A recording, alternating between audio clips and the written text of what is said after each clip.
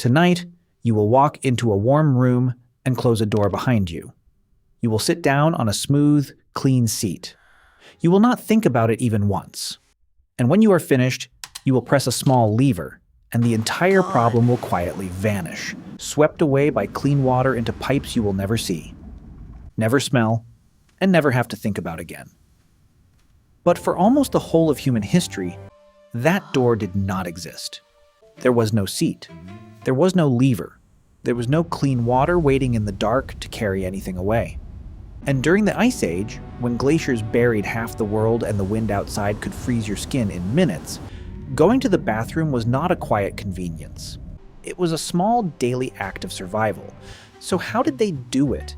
How did a human being 30,000 years ago, wrapped in animal skins and surrounded by snow, actually go to the bathroom and live to see the morning? The answer is stranger, smarter, and far more human than you would ever guess. Start with the thing you take for granted. The modern bathroom, the flushing toilet, the sealed pipes, the clean running water, all of it is astonishingly new.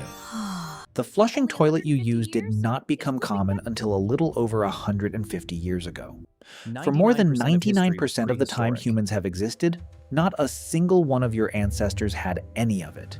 That means the bathroom is the exception. The Ice Age was the rule. So picture the rule. The world is colder than anything you have felt. Forests have shrunk into open, frozen plains. Herds of mammoth and reindeer drift across the grass. And your ancestors are not farmers because farming has not been invented yet. They are hunter-gatherers, which means they are almost always moving. And that single fact, the moving, is the first secret to how they stayed clean. Think about it. When you stay in one place, your waste stays with you. It builds up. It draws flies, rats, and disease. But a small band of Ice Age humans rarely stayed anywhere for long. They followed the herds. They followed the seasons. They walked. So when nature called, they simply stepped away from the camp, away from where they slept and where they ate, did what they needed to do, and left it behind on the land as they moved on. The earth did the rest. Rain, frost, insects, and bacteria broke it down. By the time anything could become a problem, the people were already gone. So the very first toilet humans ever had was not a thing, it was a behavior. It was distance. But the Ice Age added a brutal complication, and this is where it gets interesting. Out there, the cold could kill you. Stepping too far from the fire meant exposure, frostbite, and predators watching from the dark. Stepping too close meant fouling the one warm, safe space your survival depended on. So your ancestors had to solve a quiet daily puzzle. Far enough to stay clean, close enough to stay alive. Where is that line exactly, when the temperature is far below freezing and a cave lion might be waiting in the snow? We are not just guessing about any of this. We actually have the evidence. And the evidence is, well, exactly what you think it is. Scientists study something called a coprolite. A coprolite is fossilized or dried out ancient human waste, preserved for thousands of years in dry caves, frozen ground, or arid soil. It sounds like a joke. It is one of the most valuable things that archaeologists can find. In a place called Paisley Caves in Oregon, a researcher named Dennis Jenkins and his team uncovered human coprolites that turned out to be more than 14,000 years old, dating to the end of the Ice Age. To confirm they were truly human, a geneticist named Eske Willerslev and his colleagues pulled ancient DNA straight out of them. The result rewrote part of the story of how people first reached the Americas. A few grams of preserved waste, sitting in the dirt, quietly held the answer. That is the strange power of this stuff. To you, it is the thing you flush away and forget. To science, it is a sealed time capsule. Because here is what ancient waste can tell us. It can reveal exactly what a person ate in their final days. It can show whether they were eating meat, seeds, roots, or fish. It can expose the parasites living inside their gut. It can even hint at the medicines and plants they swallowed to feel better. A scientist named Carl Reinhard spent much of his career reading these ancient remains like pages of a diary. From dried coprolites, He and others could reconstruct entire prehistoric diets and detect the worms and parasites that shared the body. One small, unglamorous sample, and suddenly you are looking directly into a stranger's stomach across 10,000 years. So we know roughly what came out. But there is another question you are probably already asking. The question nobody likes to say out loud. What did they use to clean themselves? Because there was no soft paper roll waiting on the wall. Toilet paper is shockingly recent. It was first used in China many centuries ago and only spread across the rest of the world far more recently. For the entire Ice Age, it simply did not exist. Not once. So your ancestors used whatever the land around them offered. Soft leaves and grasses in warmer seasons. Moss, which is gentle and surprisingly absorbent. Smooth stones. Handfuls of clean water near a river. Soft animal hide. And in the deep Ice Age cold, when the world was buried white, the most obvious tool of all was lying everywhere around them. Snow. Cold, clean, and endlessly available. Bracing, certainly. But it worked. And this is the part that should genuinely surprise you. By stepping away from camp, by constantly moving, by burying waste under earth or snow and leaving it behind, those Ice Age humans were practicing something close to instinctive sanitation.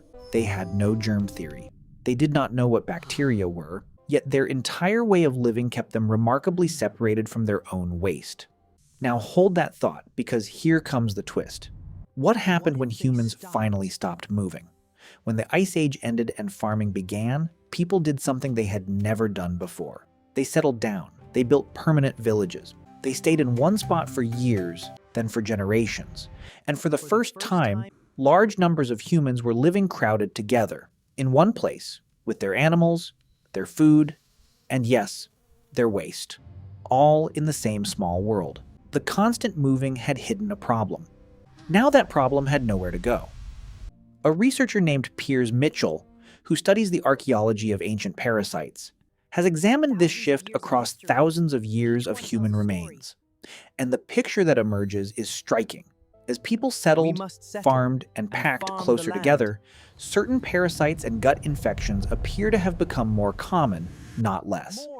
The very lifestyle we think of as progress created brand new ways to get sick. Let that sink in. The Ice Age hunter-gatherer, squatting in the snow with a handful of moss, may have been living in cleaner conditions than the early farmer in their cozy permanent home. Why? Because the hunter-gatherer kept moving away from the problem. The farmer stayed and lived right on top of it, so the toilet, the sewer, the clean pipe, all of that came later. It was not the start of human cleanliness, it was a desperate repair. We invented sanitation systems to fix a mess we made the moment we stopped walking away. The flush you will use tonight is not the beginning of the story. It is humanity's answer to a problem our Ice Age ancestors never even had. And this is where it quietly comes back to you. Watch what you actually do the next time. You will look for a door. You will want privacy. You will instinctively move away from where you eat and where you sleep. You will feel, somewhere deep and wordless, that this is something to be done apart, in a separate place away from others. Where do you think that instinct came from? It was not taught to you in a single afternoon. It is old. It is far older than your house, your city, or your language. It is the same instinct that sent a fur-wrapped human stepping carefully away from the fire and into the cold 30,000 years ago, balancing distance against danger. Your body still carries their solution, the privacy, the separation, the pull to step away. You inherited a survival rule so deep that you obey it every single day without ever noticing. You think the clean white room is the natural state of things. It is not. It is a thin modern layer, barely a few human lifetimes thick, stretched over an instinct that is unimaginably ancient. So the next time that door closes and the world goes quiet, remember what you are really doing. You are not just using a machine.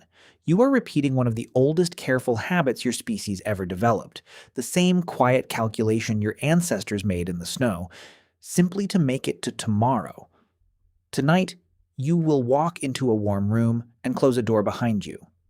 And somewhere inside that simple, forgettable act, in the privacy, the distance, and the instinct to step away, A 30,000-year-old survivor is still standing in the snow, still solving the same problem, and still quietly keeping you alive.